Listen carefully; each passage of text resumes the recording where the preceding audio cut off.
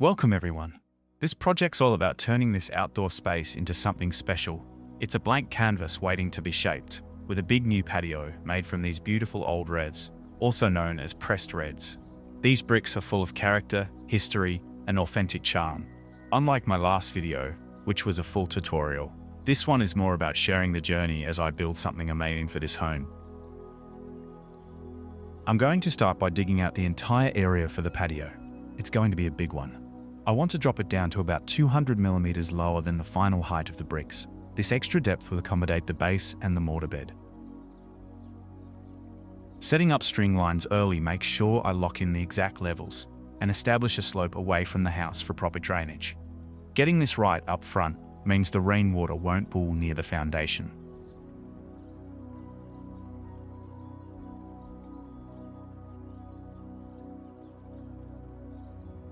Next up is the crushed rock base. I'm using a solid 100 millimeters of crushed rock, and I'm not kidding when I say I need a lot of it, around 4 cubic meters for this size patio.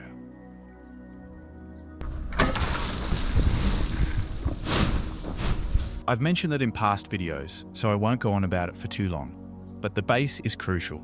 It provides a stable, level foundation that prevents movement and sinking over time.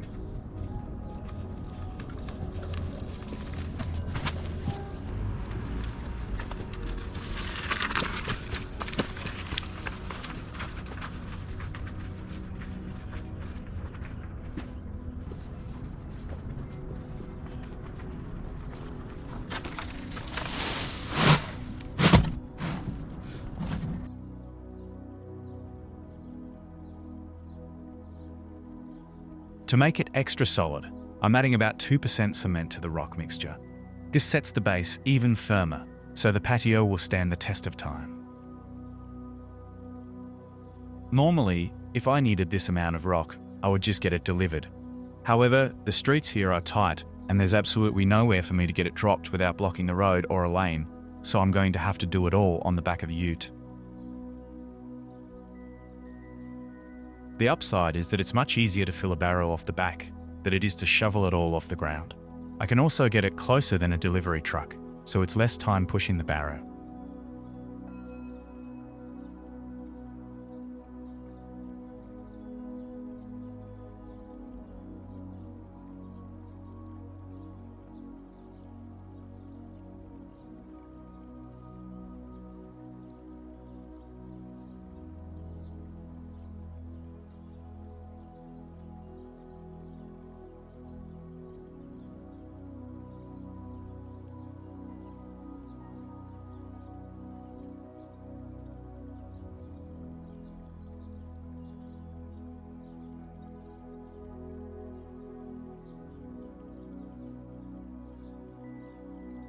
I use my level and straight edge to get the crushed rock perfectly flat and even, carefully checking across the whole area to eliminate any high or low spots. I'm also using my string lines as a guide to make sure I maintain the correct slope away from the house for proper drainage. This step is vital to ensure a uniform base before I compact the surface with the compactor.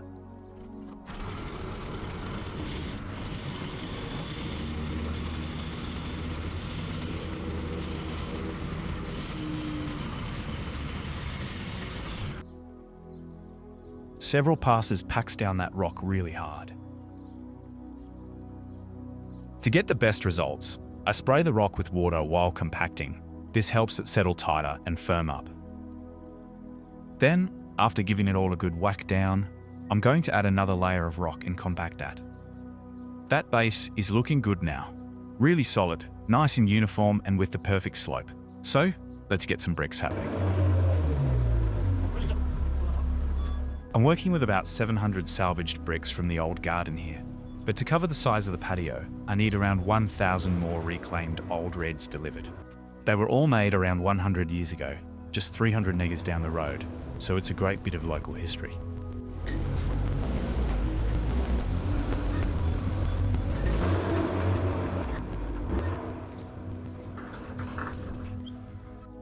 Another quick stop to grab brick sand and cement, and then we're almost ready to start dropping some bricks.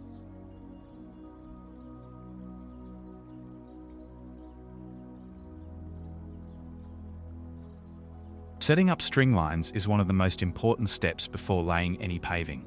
I stretch the strings tightly between fixed points like stakes or existing edges, setting them at the exact height I want the finished patio surface to be. Making sure they are as tight as I can possibly get them to eliminate any sagging.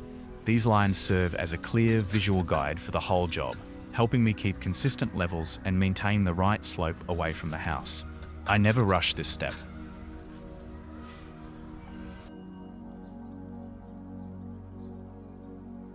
Once I have the full set on the sides, I like to run a string in a crisscross pattern from corner to corner.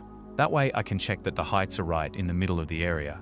Placing a brick under the string shows me how thick the mortar bed will be. It's much easier to fix any height issues at this stage before laying the bricks down. I'm using a streamline level to check the angle. They give you an idea but aren't 100% accurate. I'm using 2 of them and they show different readings when placed right next to each other. The mortar I'm using is a mix of 4 parts sand to 1 part cement. My trusty mixer is a little battered and dented from years of hard use, and it has its quirks. Sometimes it makes some strange noises like it's trying to clear its throat, and especially in the morning, it doesn't like to start spinning right away, kind of like most of us really. I usually have to give it a little help with the first spin, and after that, it settles in and keeps going strong for the rest of the day, mixing every batch just like it's supposed to. That pink string that you can see running from left to right is my main guide. I'm going to set all my other strings off it. This will help me keep a nice even slope away from the house. For the bricks, I'm going to be setting them in a running bond pattern. It's simple, strong, and really highlights the texture and color variation of these reclaimed old reds. This first row is going to sit about 8 mm off the house. This section is completely covered by the roof and doesn't get any moisture, so there's no chance of water getting stuck and rotting the cladding. Now I'm going to set my border down one side. This will help me keep the paving nice and square. The bricks vary in length by up to 20 mm and in width by up to 10 mm, so it's easy to lose the shape if you're not careful. I'm going to make the gaps between them around 10 mm, but this will vary slightly to accommodate the different brick sizes. It's all a bit of a jigsaw puzzle really. I'm working through some lovely early spring weather here in Australia. Cold, fresh mornings that slowly warm up through the day. My fingers thaw out by around 8:30 each morning, perfect for getting stuck in. The patio is big, but the size means it's going to be a fantastic outdoor area for the whole family.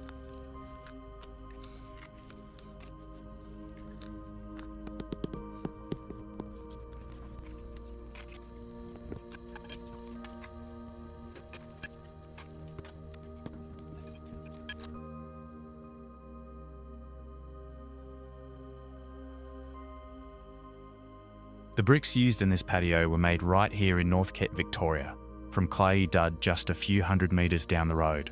The Northcote brickworks started back in 1866 and quickly grew to be a major producer, firing millions of bricks each year with their pioneering Hoffman kilns.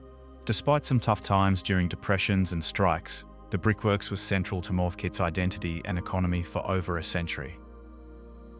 After the brickworks eventually closed, the site was repurposed as a landfill tip, where rubbish was dumped for many years to fill the quarry. Once the landfill reached capacity, the area was transformed into what is now the beautiful All Nations Park, a vibrant green space used and loved by the community. Northcote itself has seen an incredible transformation. Historically a working-class suburb known for its brickworks, orchards, and industrial roots, Northcote was considered a low socio-economic area, or slum, well into the 1990s. Poor transport links and nearby industries shaped its early development. But over the past 2 decades, Northcote has undergone significant gentrification. The arrival of new residents, rising property prices, and revitalisation have turned it into one of Melbourne's most livable and eclectic suburbs, full of culture, cafes, and community. This patio, built with bricks from the area's historic past, is now part of that ongoing renewal story.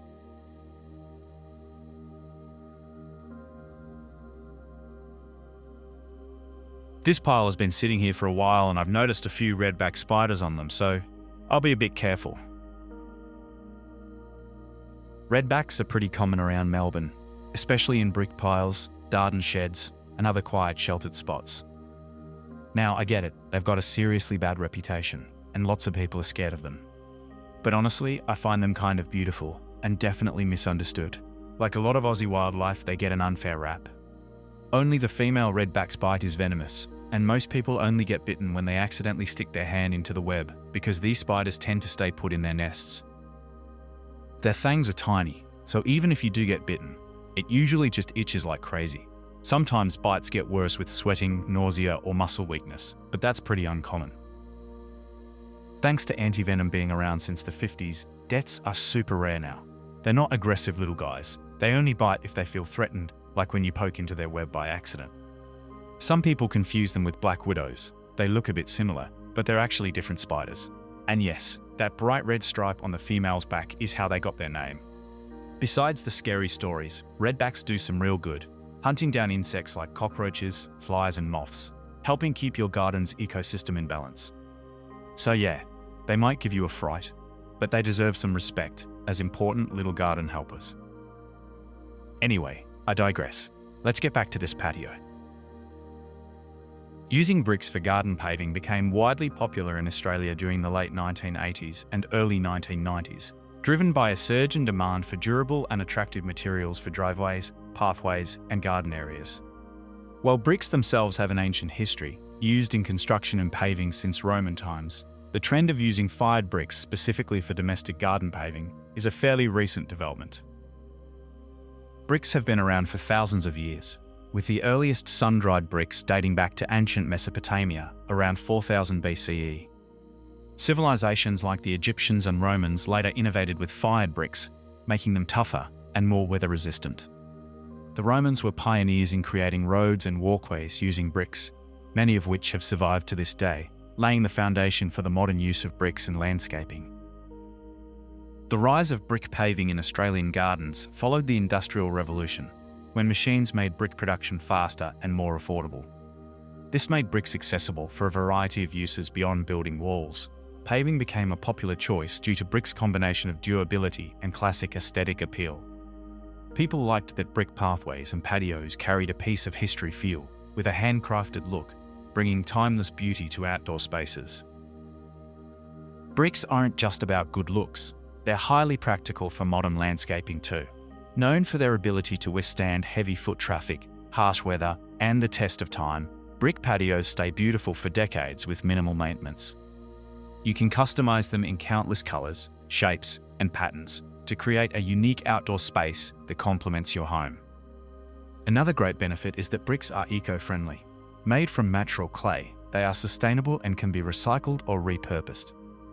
Overall, investing in a brick patio adds lasting value, both in beauty and function, to your property, connecting the rich heritage of brick making with the practical needs of today's outdoor living.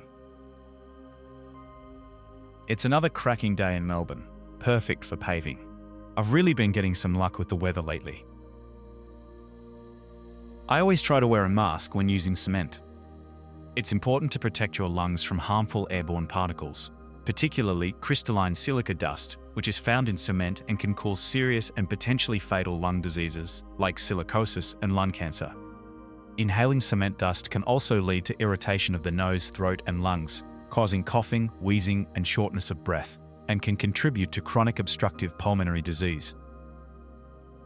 You can see it floating in the air after I shovel it into the mixer. If you're going to use it, look after yourself and chuck a mask on. Better to be safe than sorry.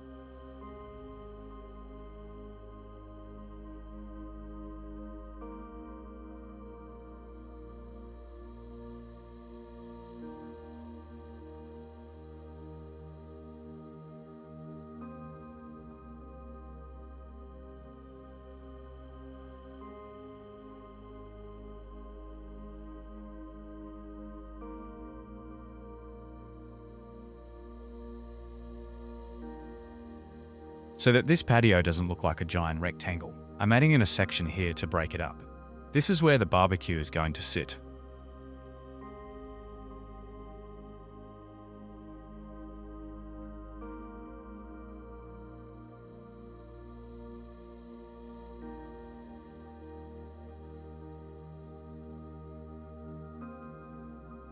Since there's a large tree near the patio, I'm installing a plastic root barrier along the edge to protect the paving long term.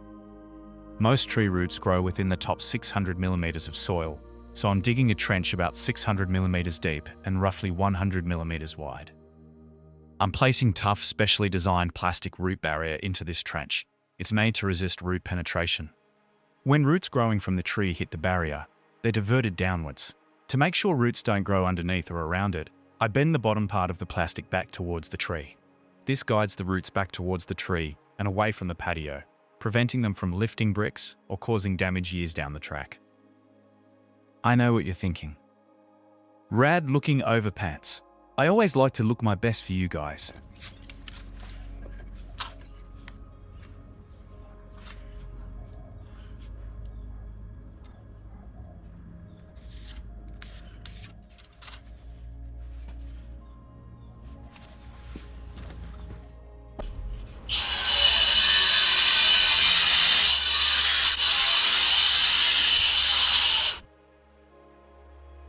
I really enjoy the cutting process when working with bricks. There's something satisfying about carefully measuring, marking, and making precise cuts. It's a chance to slow down and focus on the details. Taking your time here is absolutely worth it, because bad cuts can really stand out once the paving is done.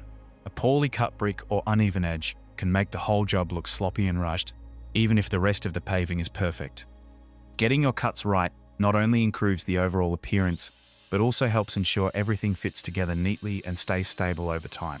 So, don't rush this part, embrace the process, be patient, and aim for clean, crisp cuts. It really pays off in the finished look and the satisfaction of knowing you've done a quality job. I'm using a small battery-powered masonry saw to cut bricks, and it has quite a surprising amount of power for its size. One of the best things about this saw is that you can cut with water, which really helps keep the dust down while you're working. When cutting bricks with a saw like this, you have a few options. You can cut dry and attach a dust bag or vacuum to capture the dust, but that setup can make the saw harder to maneuver. Alternatively, you can cut wet by either connecting a hose directly to the saw or by filling a water bottle attached to the saw. I prefer using the bottle method because it makes the saw easier to handle, especially for more awkward or detailed cuts. Wet cutting not only reduces dust, but also cools the blade, which helps it cut more smoothly and last longer. Because this saw is cordless, it gives you great mobility on site without worrying about power cords getting in the way. For brick cutting projects, this type of saw strikes a good balance between power, dust control, and ease of use, making it a handy tool whether you're a beginner or experienced DIYer. Now that all the cuts are done, I'm going to mortar them into place. The final cuts differ in size because these bricks naturally vary in dimensions. I use these small gaps to compensate for those differences across each row, ensuring the paving stays even and looks clean.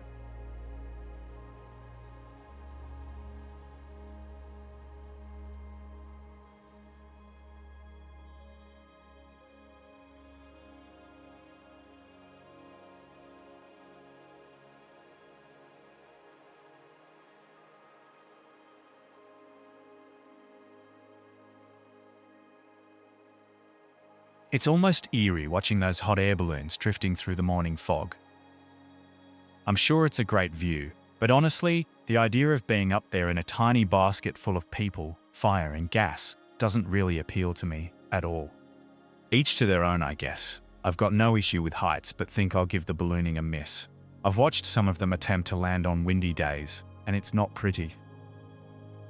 For grouting, I'm using two different techniques on this project. For the first 4 rows, I'm using a grout bag.